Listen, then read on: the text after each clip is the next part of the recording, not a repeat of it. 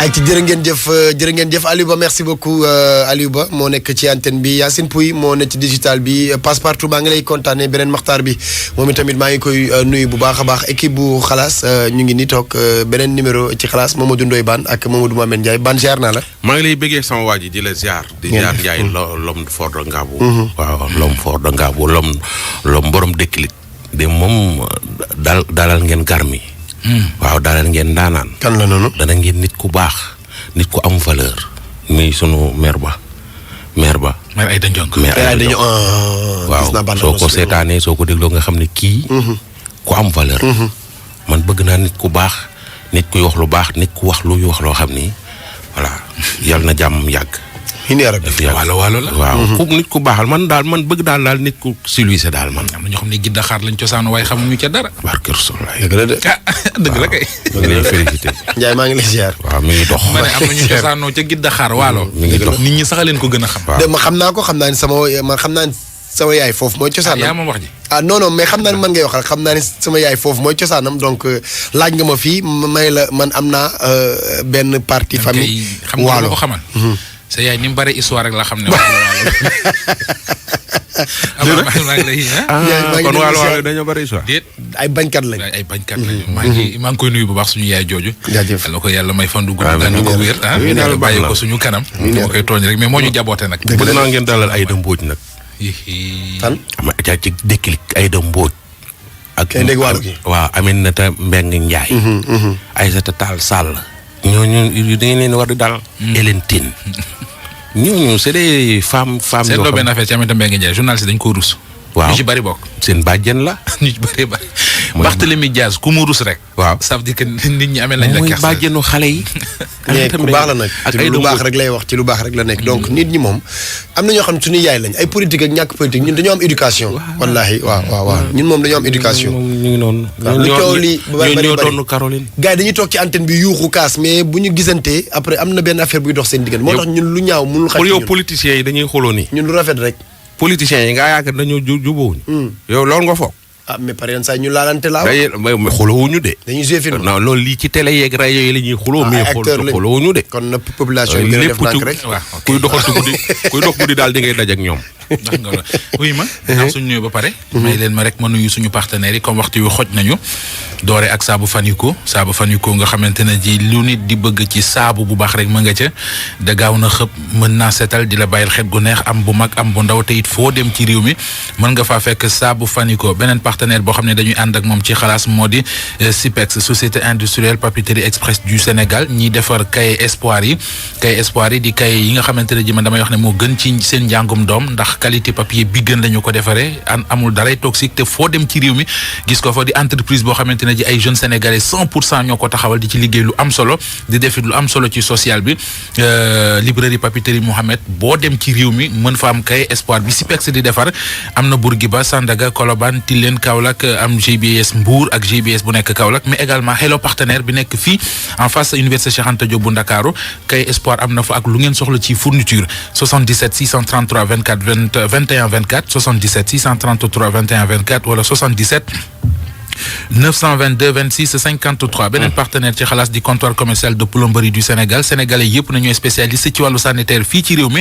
ñu nekk rue Valmy angle Ngalandou Diouf wala rue Florus angle Grasland wala rue Tolbiac angle Faidherbe seen numéro téléphone ñoom waa comptoir commercial de plomberie du Sénégal 33 la 821 14 80 wala 77 517 98 29 wala 77 411 55 69 lépp loo soxla ci sanitaire tuyauterie plomberie demal comptoir commercial de plomberie du Sénégal yi fa gën ngay am ci ay njëg yu xéewale nag. am na solo. dafa am bala ñuy commencer benn xalaas express. xam nga mbiri visite technique yi gars yu baree bari ñu ngi ciy dund coono. ndax jamono juñ ko war a defee. corona bi dafay ñëw. am ay mesures yu ñu ci jëloon. li nit ñi gën di dajaloo mbir mi gën di compliqué ci ñi koy def.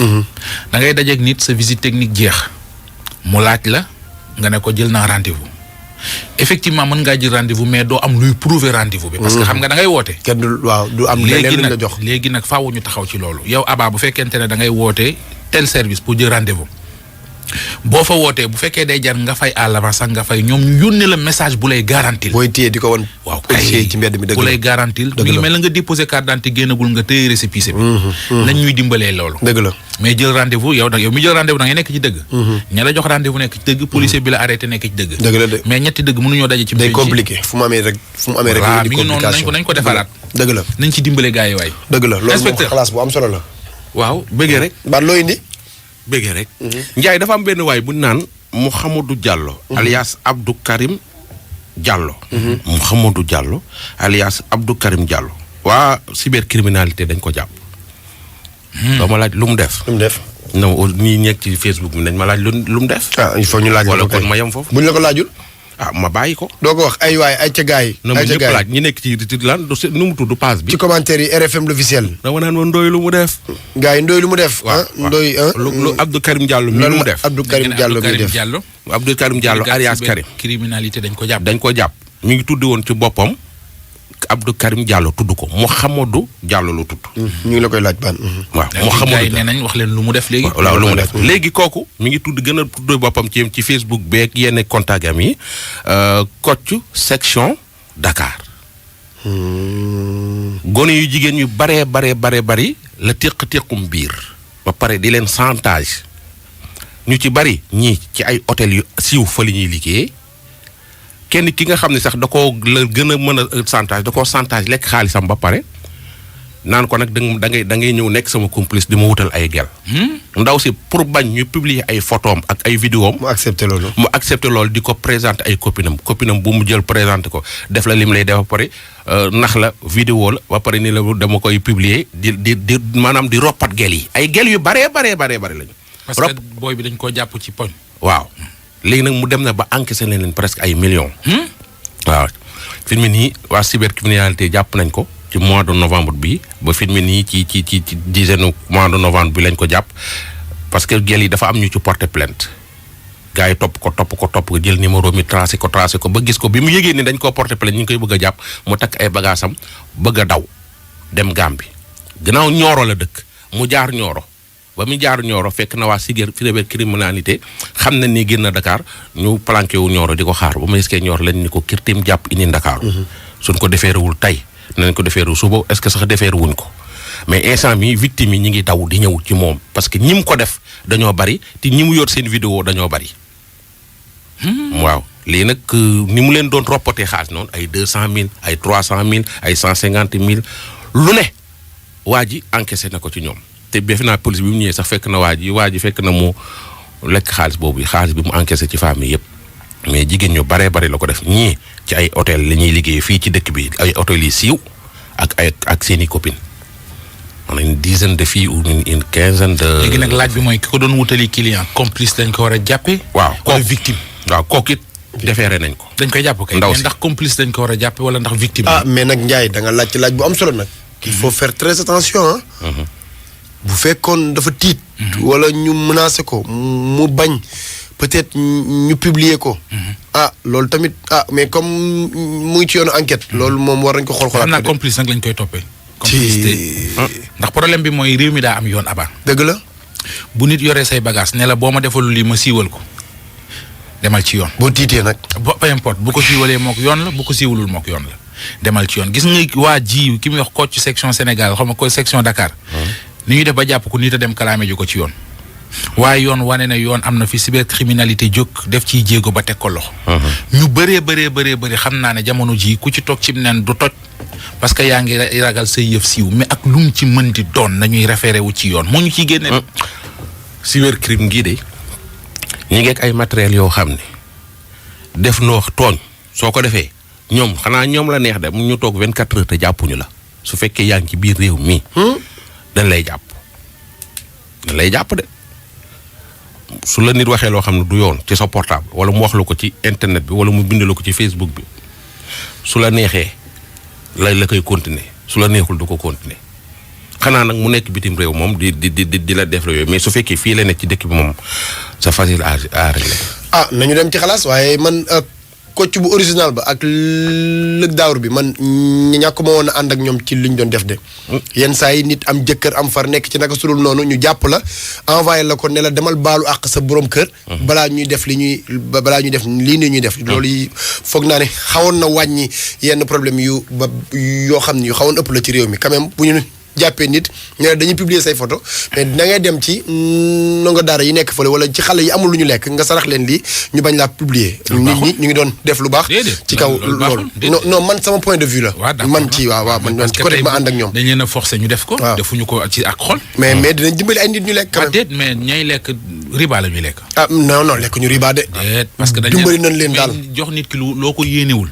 bu ko lekkee du ko lekk. yéene nañ ko parce que dañ leen ko forcer bi sax aba te photo yi nit naan ko danaa la ko siiwale la ci réew mi moom fi mu ne ku nekk sa xeetu ngeen bu doy na la ful.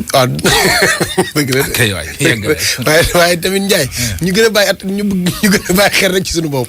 maa ngi nuyu sama xarit bu baax boo xam ne vraiment sama ñaari gars yi ma toogal dañ ma ko doon nëbb xarit ak moom ma naan leen kii fu mu dëkk nu mu tudd ñu ma koy nëbb waaye def naa samay enquête ba fekk ko fa gis ko ni ko ñaar ñooñee ay nit ñu bon lañu vraiment dañ ma loon nëbb di As Création maa ngi koy nuyu sama xarit boobu As ma ca Fass sama xaritu benn bakkan la accident moo am fële ca sama xaritu benn bakkan la c'est le meilleur créateur du monde voilà nee naa ko moom kenn ab yeewu ma de dama ne c'est le meilleur créateur du monde. yow de Ndiaye dootoo xamante sama benn. sama xarit la man mi dama lay jox ngay jox ki. déedéet kenn joxum maa def samay enquête ba xam As. Asu ñëpp. ok accident moo am HLM.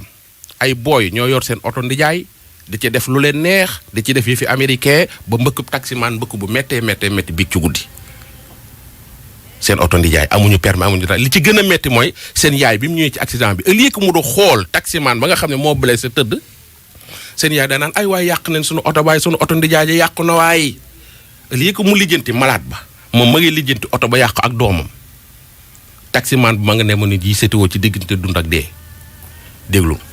waaw accident bi ni mu demee man maa ngi woon fii ci bayal bi laa toogoon mais dama dugg tëdd même pas 5 minutes laa jékk dama fi may duggee ak fi may tëgg fi may déggee choc bi c'était tellement brusque dama ko dégg ba sama biir nekk si laa daw génn bi ma dawee gis situation bi ni mu demee première 4x4 bi ngay wax bi ma ko gisee mais pour revenir en arrière 4x4 bi man bi ma toogee sama buntu kër romb na ma fi 3 fois booyee ko yoroon. parce que yow da nga dëkk en face tali bi. en face tali bi laa dëkk sama kër ak tali bi ñoo jàkkaar booy bi romb na ma fi 3 fois di def des va et vient ak benn vitesse boo xamante ni voilà c'était pas du tout ça.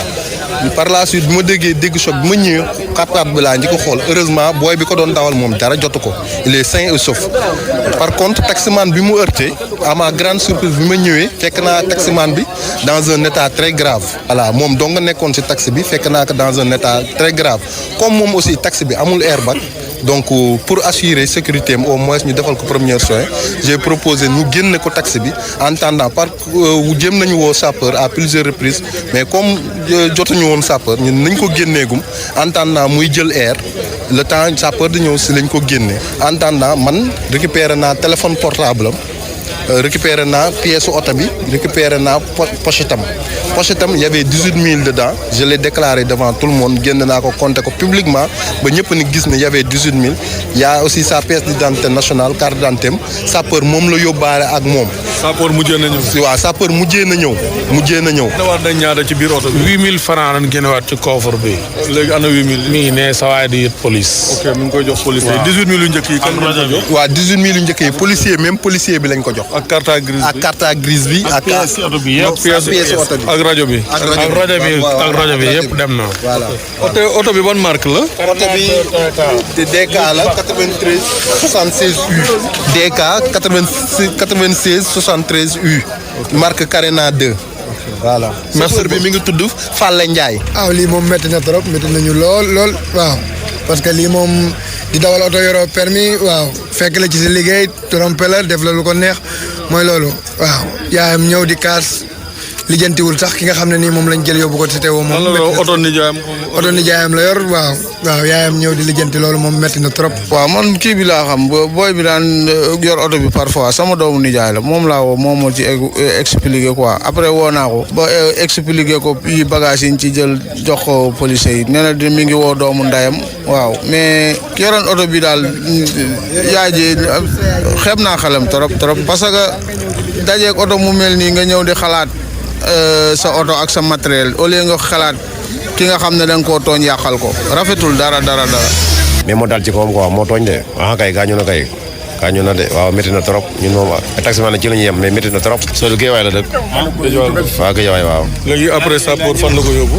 Sapeur yóbbu na ko Seto. waaw Seto waaw. waaye daal baan boo bëggee dégg rek dañ doon focc oto bi dañ doon focc tali bi. oto bi may romb ak vitesse matul sax seconde nga dégg tell ci. ñaari xuma ñetti boy yu ndaw ñoo yor oto bi di def ay va et vient di aller retour di dem ak ñëw di dem di ñëw affaire lépp sama kanam la. mais boy ay boy yu ndaw la ne ci tali bi di fo guddi gi comme tali asalem bi libre na ak niñ ko defaraate nii amatul pax amul dara booy di focc tali bi xam nga may wax seen yaay ñëw fii di yuuxu di jooy fii naan suñu oto bi yàqu na oto yàq na oto ne jaay jeeg chauffeur taxi bi nga xam moom moo gaañu sax moom laajtewul sax nu chauffeur taxi bi def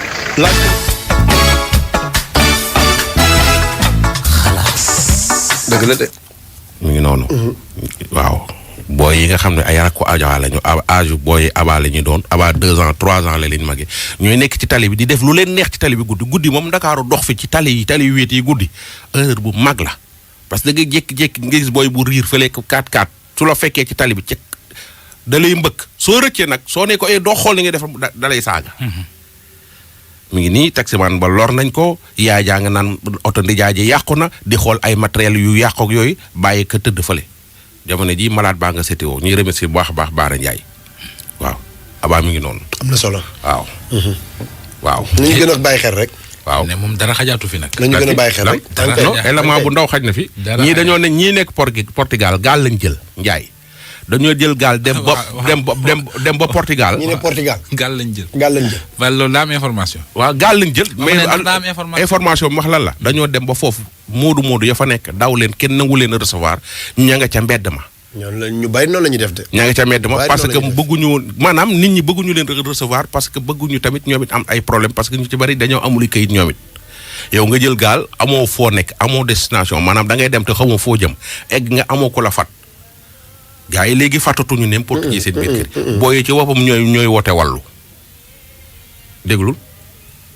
man lu ma lay wax rek maam si gaal yi nañ jaar quoi mais c'est que moo di nangu ñu jàppale quoi ndax dañuy yaakaar maam bu ñu fate quoi police bi ñuy ñëw kon bu ñu jàppee bu ñuy ñëw jël suñu bagage ñoom tamit ñu yóbbu leen kon ñoom tamit amuñu kayit quoi mais lu ñuy dund daal métti na trop moom wax dëgg yàlla soxla nañ seen aide moom waaw ndax maam gis na vidéo yi gis na ko yaa si teg sa bët maam instant moom surtout moom métti na daal ba instant bu may wax sama xol day tooy quoi day tooy trop sax. gars yi instant yii kenn du la nangu fat kenn du la nangu héberger quoi tu vois ndax xam ne dañuy ragal kon bu ñu héberger nii xam ne policiers yi bu ñuy kon luy ñuy wax delloo Sénégal nii policiers bu ñu fa ñëwee xam na jàppale ñooñu andilaale leen problème loolu moo tax quoi saa ñëpp a tiit quoi bilaa ñoo amul kayit ñëpp.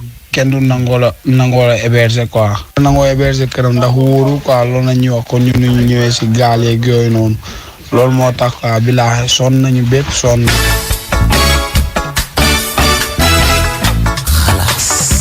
loolu am de gars yi dañu naan kaay leen fii nangam ak sangam am na feeg yooyu kenn bañul kenn dem mais bu ñu demee ba yegg ci ay tolof yu métti la ñuy dund. man ay nit ñu nekk foofu woo nañ ma jox leen numéro Passepartout mi pour ñu audio ko li ñu ma doon wax. mais lu nit mënul dégg te nanguwuñu seen image feeñ ndax nee nañ seen parents yi leen di xaar fii ñoom seen ay sag lan ñoom fi ñu nekk dañuy sagal seen parents yi parce que yenn saa ñu for yónnee mais dañuy jaabante ci hôpitaux yi ay rendez-vous di faju te li leen dal yëpp ci géej gi la leen tëlee benn am na ci ñoo xam ne ñu ngi ci prison yi seen parents yi gëj nañ leen dégg bi ñu demee am na ñu yaakaar ni sax dañoo dee te njaay deewuñu yegg nañ ba ñu tëj leen ci prison yi am na ñoo xam ne ñu ngi ci mbedd mi di taxawaalu nekkee noo xam ni bëgguñu sax ay sénégalais di leen gis comme ñoom. c'est compliqué. doy na waar de moo tax yu mel nii di ko fësal. nit ñi di ko dégg da ciy baax. xam nga li mu saf lu ne.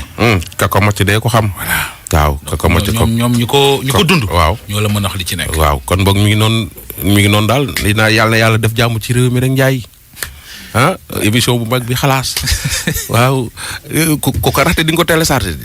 ngi doon de. gi nga kuy nelaw. ba xalaas raw la soo yeewoo li ngay njëkk a def mooy dem dugg YouTube jéem a téléchargé ji xalaas. sinon soo ko deful doo nekk de. sant yàlla rek da ngay palu de. sant baa nga corona. allo présidence.